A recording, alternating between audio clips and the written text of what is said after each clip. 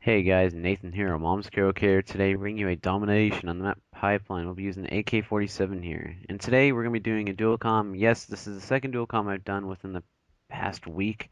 I won't be spamming dual comms anymore. This is the last one we'll be doing for quite a while now. So if you want to request one, send me a message and I'll record it later. So, introduce yourself. Hey everybody, this is 17.1 or Brian, and I'm a PS3 commentator. I have an HDPR and everything, so I have fairly quality, I guess, content. Uh, I have pretty similar ideas to Kirby here, or well, I guess fairly good Yeah, similar ideas. I'll leave the link to his channel in the description so you guys can check him out. I recommend you do. He has good gameplays on his channel. So today we have two things to talk about. One, we're going to be talking about when we started gaming. Yeah, we didn't just pick up a controller and start raping. You have to get used to the feel of the controller and stuff. So we're going to talk about Baby how we started. steps. Yeah, we'll be talking about how we started gaming. And the second is the future of the next generation of gaming, with the next gen consoles. So anyways, how did you start gaming? I started gaming from around the age of 6. This is on an old Gateway computer, like Windows 98 style. And the first game I had was an EA title. I'm so pissed off at that, but uh, it was the Need for Speed. Like this was the start of the arcade popularized racing game. Yeah. It was a great game. And then I went on from there to the the Game Boy Advance. First game I had was a Game Boy Color game. My parents didn't really know what games to buy for me, but Yeah. I was pretty satisfied. I went through the Game Boy lineup, went through the DS lineup, except for the DSi. Now currently have a 3DS. I just bought it like this summer, I think. Mm. And I bought essentially every console from Nintendo Yeah. but since the GameCube, and then I'm buying a Wii U pretty soon. And that's how I started gaming essentially. So I how just go ahead. Oh, sorry. So how I started gaming was when I was 4. I was at my dad's house and I started playing first Mario Brothers on the Nintendo Entertainment System.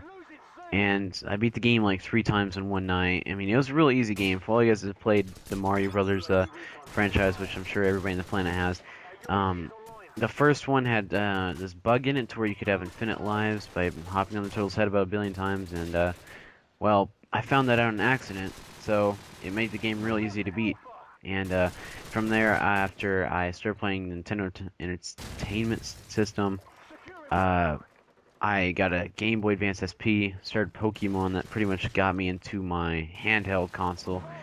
Was Pokemon. It got me into DS, got the DS, and played that for a little bit. Then we eventually got the Wii, and I really didn't get to play the Wii that much until we got the second Wii.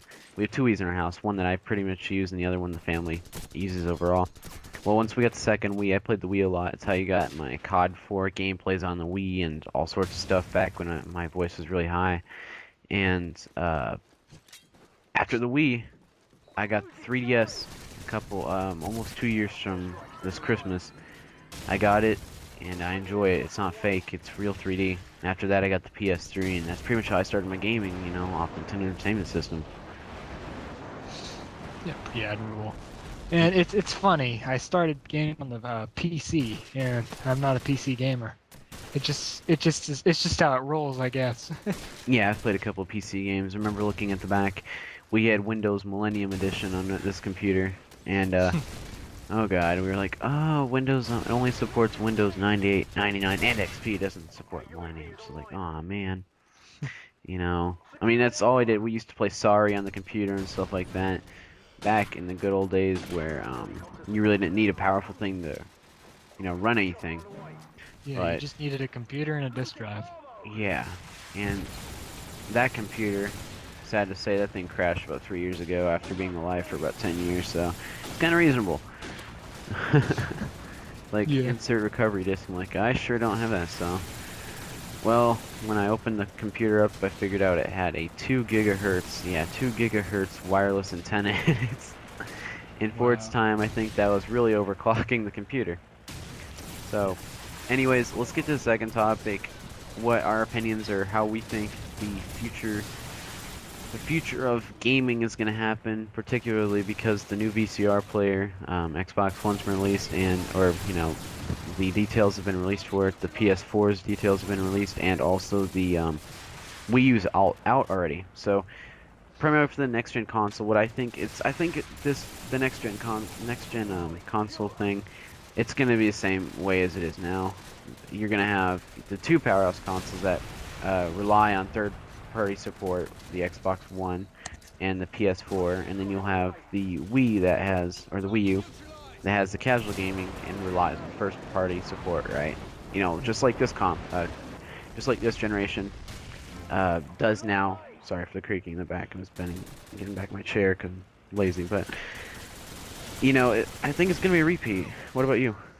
I think it's going to be very similar. History tends to repeat itself. Mm. Looking especially at the handheld market, Nintendo has dominated the handheld market ever since they released the Game Boy, and nothing could ever top the sales, nothing could ever top the games and how fun it was. And I think Nintendo's home systems have decreased in true gamer, in quotes, popularity since the GameCube was released. Yeah. Because people were like, oh, well, look at that, it's too colorful. They don't like it. Shame. And the Wii was released, and people were like, oh, yeah, waggle controls, yeah, great. And I see the Wii U as a pretty good innovator, not as innovative as the Wii was, but it has a tablet controller. Yeah. It's based on yeah, it comes with a free iPad. But you can play games on the toilet. I don't think it gets any better than that. I know, right? But now with the Xbox One and the PS4 though, they are complete how the companies presented them, complete opposite way. With the PS4, they did not show the console, but they gave you all the beta or most of the details about the console. The specs and stuff. Well, they gave the specs for both of them, but they gave more the features on the console itself. But they didn't show it, which is kind of funny. It's kind of really funny how they didn't show the console, but they gave you all the details. But with what Microsoft did, they did the complete opposite. They showed the console, but they didn't give you much detail as far as you can watch TV on your game console, which has been around for a while and pretty much makes your Xbox One a VCR player plus a cable box, so it's a two-in-one bundle. Yeah, essentially, Sony, they essentially did a equivalent of a Falcon Punch to Sony when they announced their PS4. You mean to Microsoft? They're like, okay, you want to see the console? You're going to wait. But I'm going to tell you everything else about it. Because that's what brings hype. People want to see the console. People are anxious about the PS4. Yeah. And knowing Sony, they're probably going to... Well, at first, they're probably going to do what they usually do, and they overprice the crap out of everything. But then eventually, after maybe a year or two, they just dwindle the price down. I mean, look at the PS3 when it first came out. If you wanted to... 600. Yeah, and I mean, if that was just for I don't know how much gigs, but it was for the fat 80 30. model. What? Go ahead. Yeah, it was 40, 60, and 80, I believe, and there was also a 21 or 20 gig thing. But as you can see, they didn't really hold that much space, and the box PS3s were the nastiest because of the yellow light. Yeah. And that was fixed when the Slims came out. The prices get cheaper because you could put more storage into one console.